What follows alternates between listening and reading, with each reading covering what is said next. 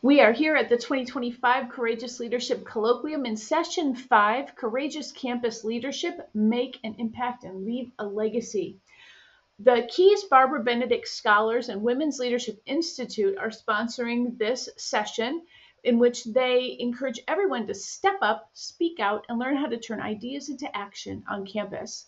In this candid panel, student organization leaders Raven Wood, Kelsey Lawson, and Violet Porter are going to share the real story of stepping up and leading boldly on campus. From finding your voice to handling setbacks, they're going to explore the challenges and rewards of taking initiative and taking those first steps as a leader. You'll walk away with some practical steps to start building your own leadership experience, whether through clubs, service, or campus projects. Learn how courage, consistency, and curiosity can open doors to growth and influence. We have a trio of leaders who have made a tremendous impact here on our campus and in their communities. And so I'm going to let them tell a little bit more about themselves. I will say we have Violet Porter, Kelsey Lawson, and Raven Wood with us. Thank you for leading. Thank you for joining us. And it's going to be a Q&A type format. And we're going to learn a lot about what it means to lead here on campus, and also maybe get some new tools in our toolbox for how, if we want to lead and we're not sure how to actually get there. So Raven, we'll start with you. Okay. Hello, everyone. It's great to be here. My name is Raven Wood. I am a junior on the Olivet campus. I am currently dual enrolled. I am studying for my bachelor's and my master's degree in business management, leadership, all of those great things. I'm also a part of the KBB Pioneers, which is a leadership group that was formerly known as the WLI on campus. I am their social media manager. Yeah, and I really love baking. I run my own business. I just started selling at farmers markets. All of those great things. That's me. Thanks, Raven. I'm Kelsey Lawson. I'm a senior. I'm a double major in accounting and financial planning. I am vice president of our accounting student organization, our president of our KBB Pioneers. I'm also part of Gerontology Club and C3, Christian Comic Connect, and the swim team. Thank you so much. My name is Violet Porter. I'm a senior. I'm a biology major with pre-medical concentration. I play volleyball here. I'm a member of the Global Citizens Honors Program. I'm part of Sigma Zeta, we're a chemical society. Yeah. Oh my gosh, thank you so much for doing all of the things that you're doing and showing folks that, you know what, you don't need sleep, you just need to be involved. Well, let's go ahead and get into these questions. I'm just super excited to hear, as we dig down deep, how we can all be empowered by your experiences. And so our first question, Raven, you said you wanted to do number 1. What first inspired you to get involved on campus in leadership? All right, well, I wanted to talk about this question because I feel like Olivet as a university has tons and tons of leadership opportunities. The first thing that comes to my mind was the first day of orientation, actually, for my first year here. Every year we do orientation for freshmen and for underclassmen that talks about the history and about all of the great, wonderful parts of Olivet. And on the first day, when they talked about how the first 3 graduates of the university were women, Sophia Keyes, Mary Barber, and Sara Benedict, was probably one of the first times where I really considered a lot of the leadership opportunities that I myself could have on campus as a self-identified woman who is in business. And so that really, hearing that story made me realize how much leadership and community is really, really important to Olivet, and it made me want to get involved in opportunities. Another thing that really got me involved in these opportunities was my mentors. I had one named Tamara Shantz. She recently left. She was the marketing teacher for a lot of years here, and she was one of the first people that I actually met on campus. And she became quickly one of my most favorite people in the world. I think one of the great parts about Olivet is that there are really amazing teachers here and really amazing people to learn and connect with. And she was one of those people for me, and she inspired me. And in my marketing class, she inspired me to take up creating a farmer's market on Olivet's campus, one of the first ever farmer's markets that we've ever done. And that was an extremely exciting experience, and it gave me a lot of opportunities to do training for preparing for my own business.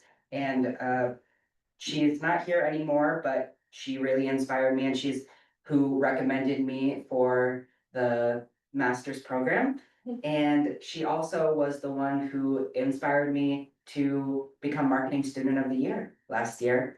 So she was a really great part. And then more recently, the KBB pioneers, joining them and becoming part of the team has been really, really great. It's more of a student led, so I've been more inspired by a lot of the students that I've met through there, and that gave a lot more independence and critical thought, right? And so recently, that's what I've been pushing all of my leadership opportunities onto. But I just think that it's important for people to know how much opportunities there is, not just for what is the average white male or what we would expect coming here, but for everybody. Awesome. So much intel in that response, and just so much depth in about relationships and being open to building relationships. I appreciate that insight. Thank you very much. So our second question, Kelsey, you're gonna go with our second question. Can you describe a time when stepping into a leadership role felt intimidating, and how did you handle it? Oh, I like this question. So freshman Kelsey obviously was slowly getting involved, but not as involved as I thought I would as today as a senior. I actually got a lot of nudges actually for the county student organization. They really wanted me on the board as a sophomore, and I was like, but honestly, I'm so grateful for that opportunity because I was able to grow and expand my knowledge, become a little bit better leader, mentor for our group, and just continue building those networking skills, professionalism, and then be someone that other people can look up to. Absolutely, and it's so great that I have seen you with our younger students in the business suite and helping them to find their way and figure out where the path starts and where they go from there. So thank you for doing that, and thank you for being willing to grow. Because to step in as a young college student and lead is sometimes intimidating. Particularly, I remember the ASO had a bunch of seniors. So but you were willing to have that courage to do it. So thank you very much for doing that. And so our question number 3, Violet, you're gonna do question number 3? Yeah. Okay, what does courage in leadership mean as a student? Yeah, I think it can look like a lot of different things. First of all, the courage to start, the courage to get involved. I think one of my recent experiences, I graduated from the last PLI class, that's the President's Leadership Institute. And I think that can be intimidating because you're in a group of all leaders. Everybody there is a leader, everybody there is involved and is academically driven and, all these things. So I think having the courage to be your own leader and be yourself and be true to what you believe in and to stand up for what you think is right is really important as a leader. Can I ask a follow-up question? Absolutely. So you said be true to what you believe in. So is that something that kind of, I guess, dig into that a little bit more? How do you find that? How do you know where your guardrails and where your framework is that you need to embrace? I think when making decisions, when you're in the decision-making process, I suppose it can be challenging when there's a lot of voices. So like in the PLI setting, when there's input coming from everywhere, when everybody has a different direction they think they should go. I think sometimes in between our sessions, when we're reflecting, when we're thinking on our own, it can be important to really think things through for yourself, and make sure that you're not that you're not listening to others, and their feedback, but really thinking about it from your own perspective and what you think is the best direction, kind of trusting yourself and what you know, because what you bring to the table is valuable. Awesome. That's a really great way to interpret that process. I appreciate it. Any other thoughts on courage, the idea of courage? So I had a really great quote by Mark Twain that I that really defines sort of what courage means to me is courage is not the absence of fear, it's acting in spite of it. Because I believe people often believe that courage automatically equates to confidence, right? But that's not necessarily the case. I believe that courage is full of fear. There wouldn't be a necessity for courage in life without fear, without something that challenges us.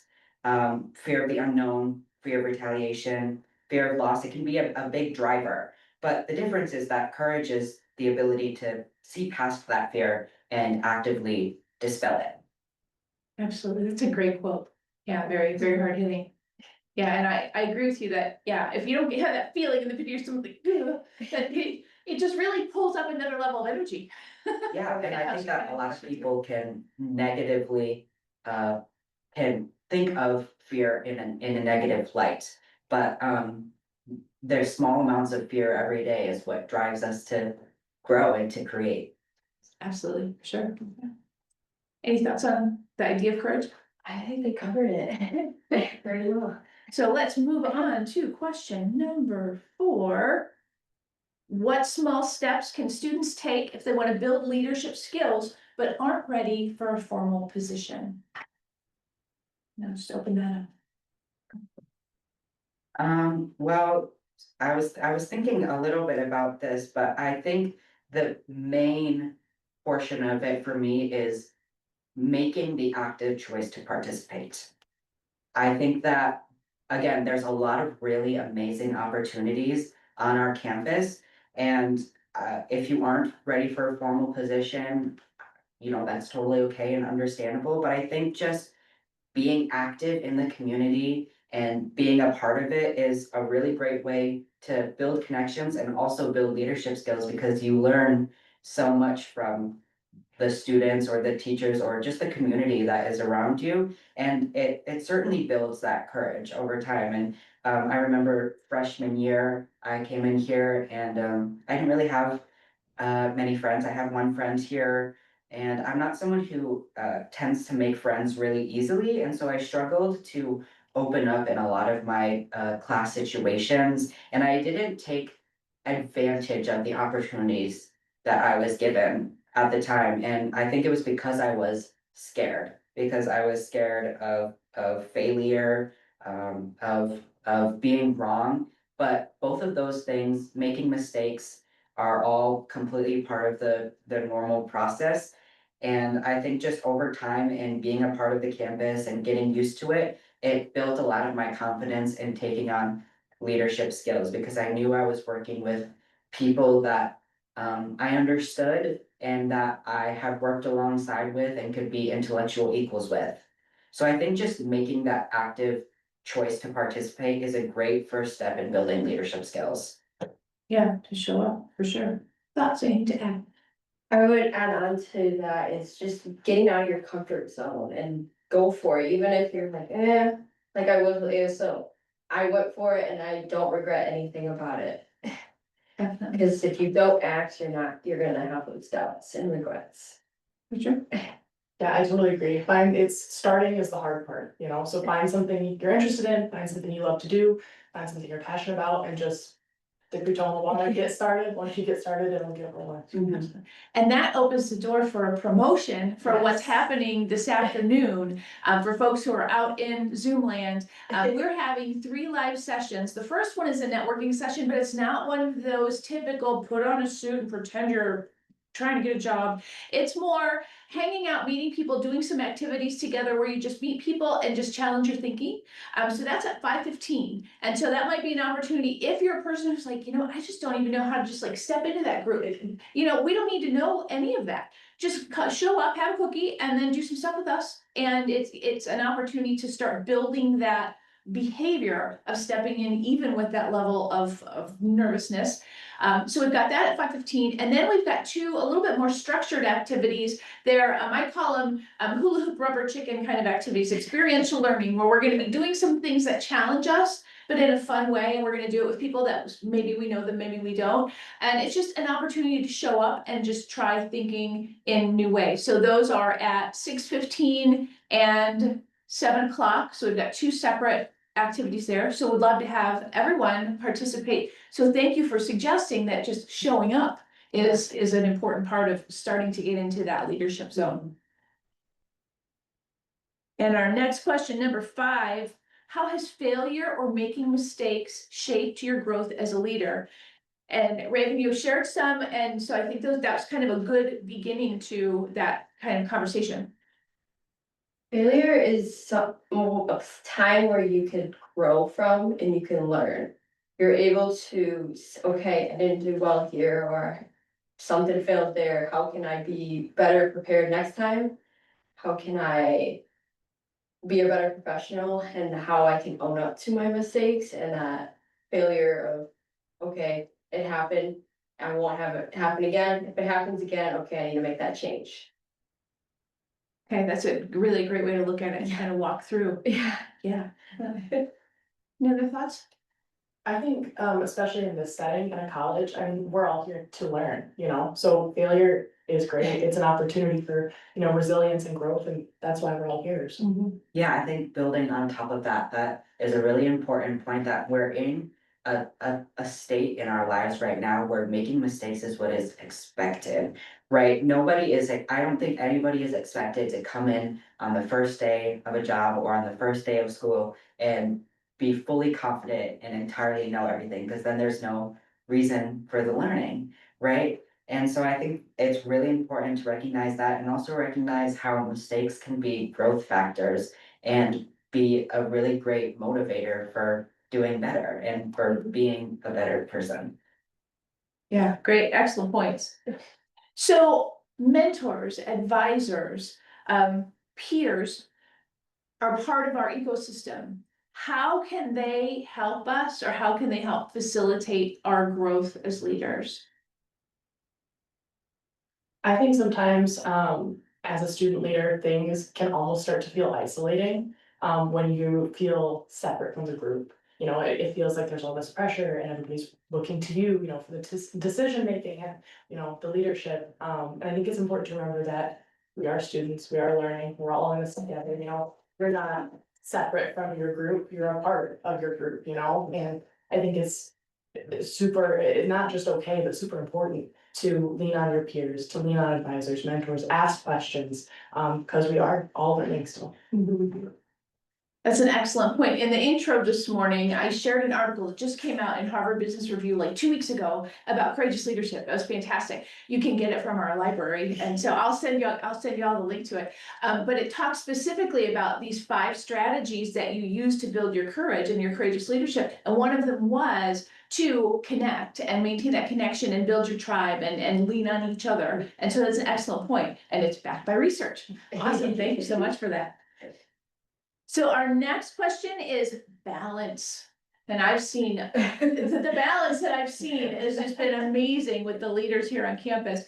How do you balance academics, personal life, athletics, leadership responsibilities, eating food, sleep, all of those things, opportunity to just be by yourself and just chill? How do you balance it? What strategies do you use?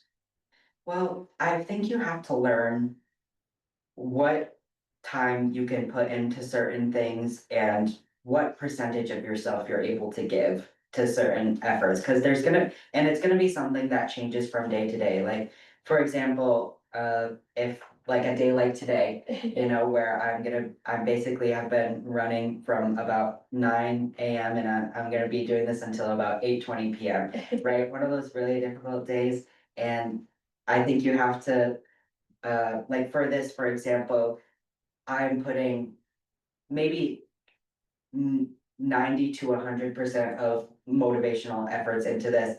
I would say more 90 or 80%, but then it's thinking about what you can do with that other 20%, right? What do you fill that up with? What is most important, knowing what you value, knowing what things need to be done by certain dates and schedules. You have to keep track of basically everything in your life. Notebooks keep me in track, planners keep me in track. It's all about routine. Just knowing what you need to put your effort to for the day is really helpful for me. Thanks, sir. For me, it's the time management and being able to manage my time, know what's going on in every day. Cause sometimes I have to remind myself every morning, okay, I have this, this, and this. But I know that was something that I actually thought about when I became the president for KBB Pioneers. It was like, okay, can I take on this role? Can I be able to give enough that I can give back to the group? Because it obviously changed from WLI to KBB Pioneers. But when I thought about it more, I was like, I can do this. I can do this because I can give what I can. Every one of us is busy. Everyone's out involved in this group. They know if I'm stressed, they'll know, they'll hear. But it's knowing where I can put myself and benefit those giving back as a senior, especially. Because if you overexert yourself, Yeah. you're really not doing any good for anybody. Yeah. Some point. Yeah, for me, it's three things: lean on your support system. We've kind of already talked about that one. Find an organizational system that works for you, whether it's hard copy planner, it's in your phone, it's in your laptop. Find something, stick to it, live by it, schedule out, personal time, schedule out when you're gonna go to bed, and then go to bed. Yeah. Stuff kind of falls through the cracks if you don't schedule it out. Yeah, and then, they're interested in, oh yeah, saying no. Saying no is That's okay and it's important, you overload your schedule, you say yes, yes, yes, yes, yes to all this stuff, and then it doesn't fit. And something's gotta give, cause we all get 24 hours in a day and that's, all you get, so. Yeah, definitely. So Brittany, one of the first year navigators, said yesterday, we were just talking, just kind of in passing, and she said something to me that I've never heard before. No is a complete sentence. I was like, Yeah. what? Yeah. I mean, that's like one of those mind-blowing things, and yeah, and it's totally okay to say no. I'm gonna put all three of you on the spot, not a big spot. So, coming up with a organizational methodology or strategy, I mean, I've owned all of the electronic organizers and all the different kinds of planners, and I switch it up all the time. Is there one that you found works for you as far as a tool or strategy or kind of a methodology? Just so we can throw some ideas out there for folks.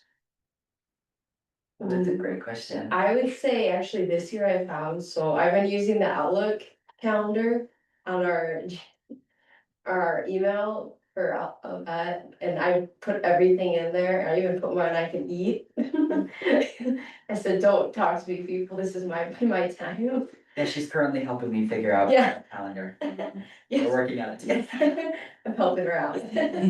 That's great. Mine is probably less popular, in, the day and age of technology. I'm a hard copy planner girl, Yeah. but I don't know, there's something about writing it out physically that helps my mind, like, remember, seeing it in my own handwriting, whether I'm using, highlighters of different colors or whatever, being able to scratch things off, cross it out, like, that helps my brain keep track of things better. Yeah.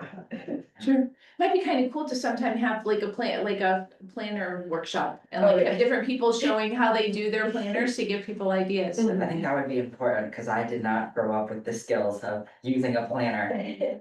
Sure, absolutely. Well, thank you for sharing that. I appreciate it. So our next question, what leadership opportunities on campus do you think are underutilized or overlooked? Places where people could lead, that maybe they're looking for people, but nobody really knows that they need people.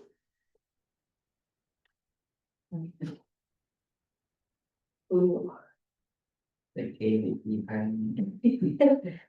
You always seem like the KBB Pioneers on campus. We always take more numbers.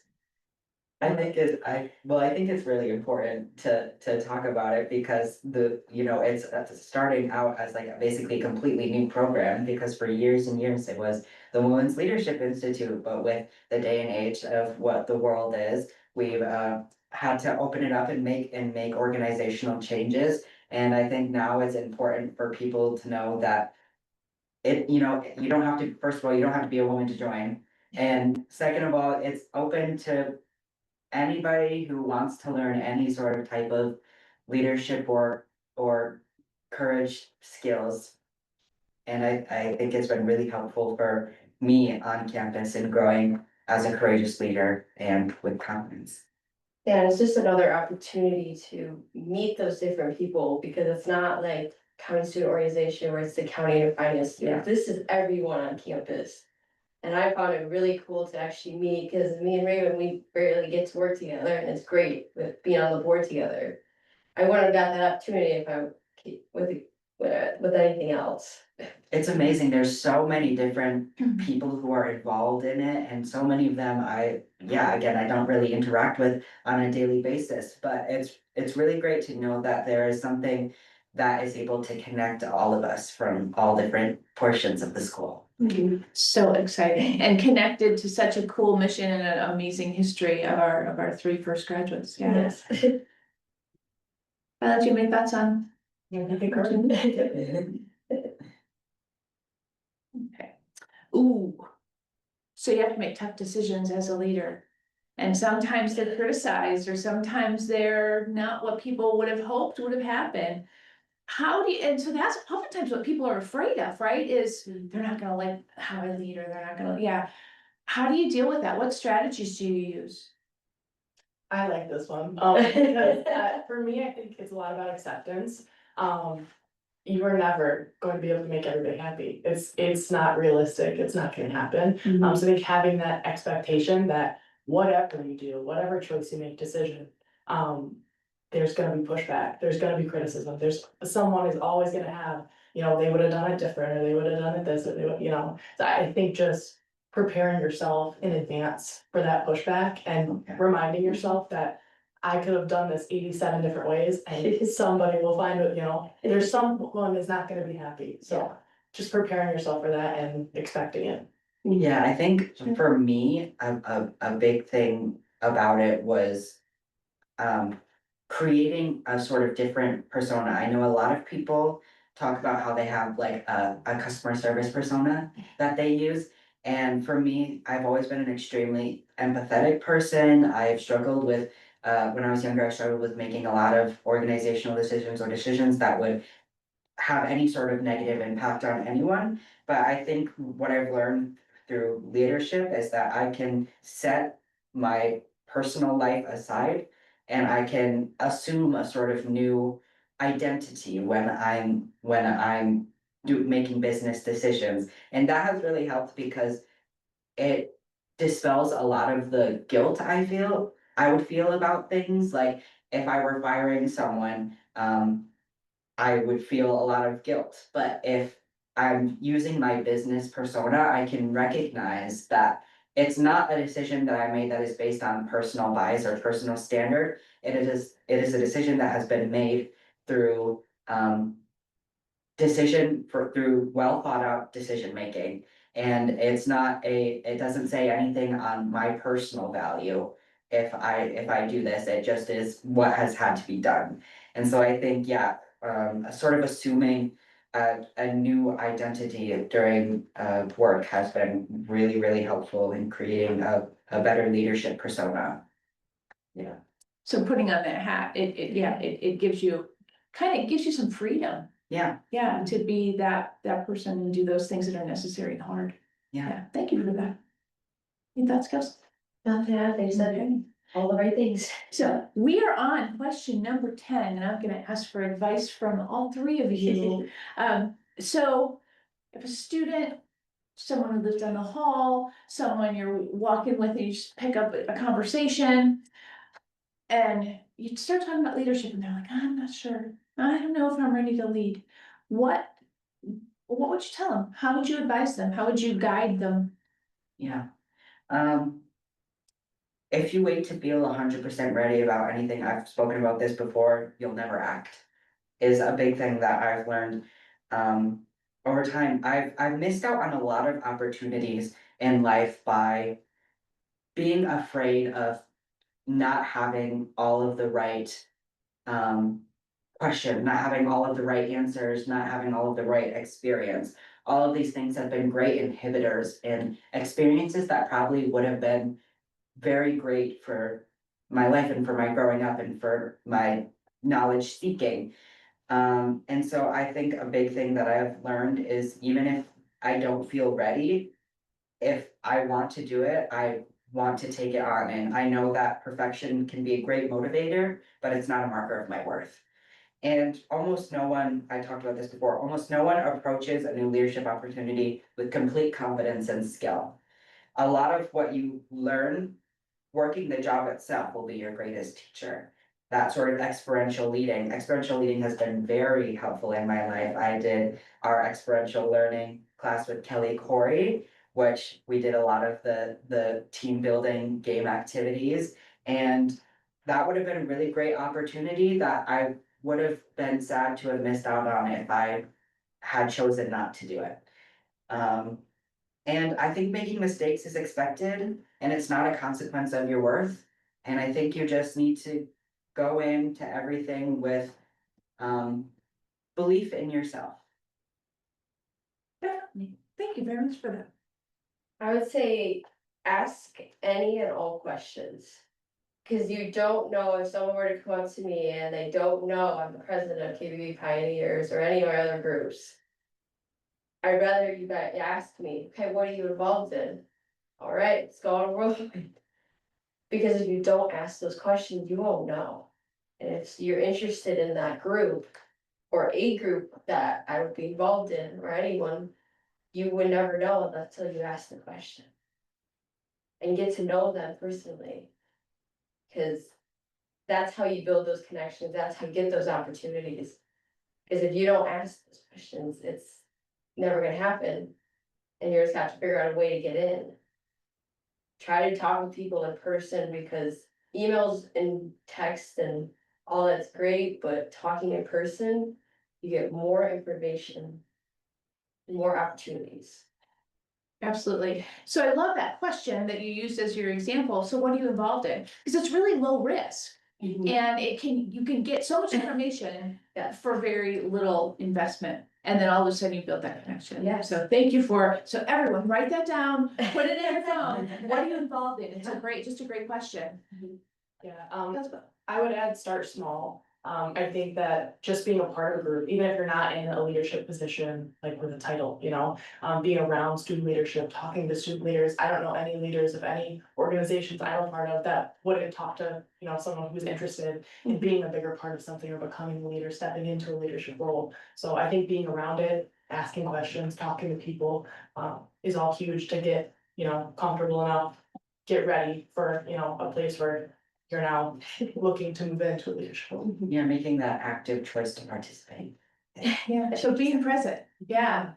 Thank you, all three of you, for being so present, like uber present, and investing. You invest your life in growing as leaders, helping other people grow as leaders, helping to elevate the opportunities and the status of the institution and your majors and your sports. Thank you. We so appreciate that you're willing to invest and be a part of this ecosystem as a role model and as a leader. We appreciate it very much. Thank you so much. Thank you. Thanks for coming to our movie studio.